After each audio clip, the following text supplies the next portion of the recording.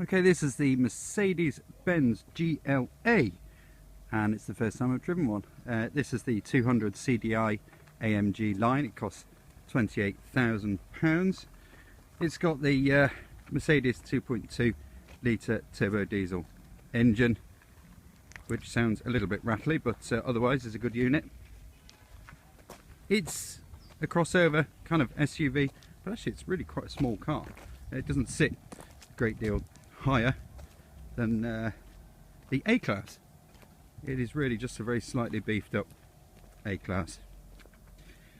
This has, and I'm having to read this because I'm driving quite a few Mercedes today. This has 136 horsepower, 300 Newton meters of torque, does 0 to 60 in 9.9 seconds, and has a top speed of 127 miles per hour.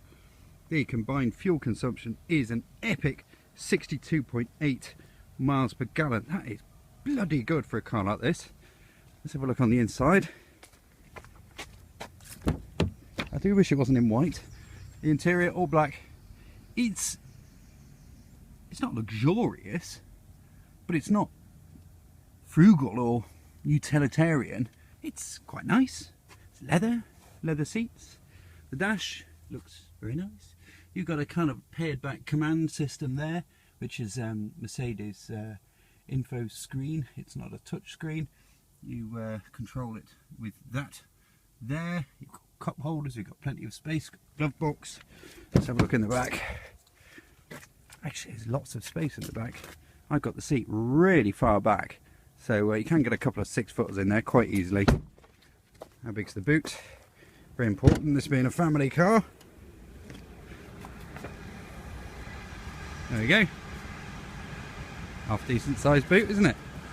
To get a couple of dogs in the back of that. Right, I'll take it for a spin.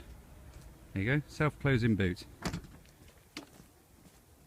So, now we will go for a drive in the GLA.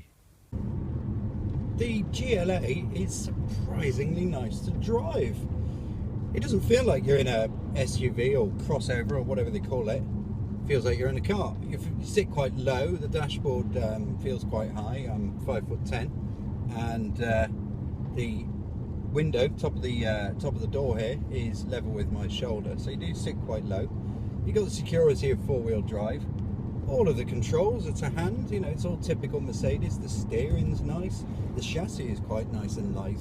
It feels it anyway. You do feel like you can chuck it about a bit. It doesn't sit very high, this car, so yeah, it doesn't roll. But the engine's a bit lethargic. It's the 200, the 200 diesel, 136 horsepower.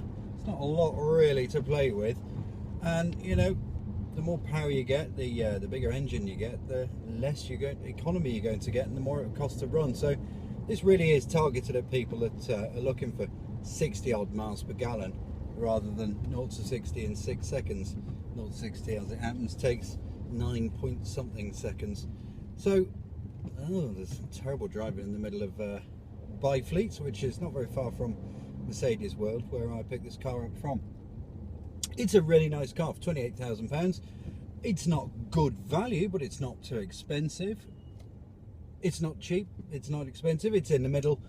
I would say this is preferable to most of the Japanese alternatives.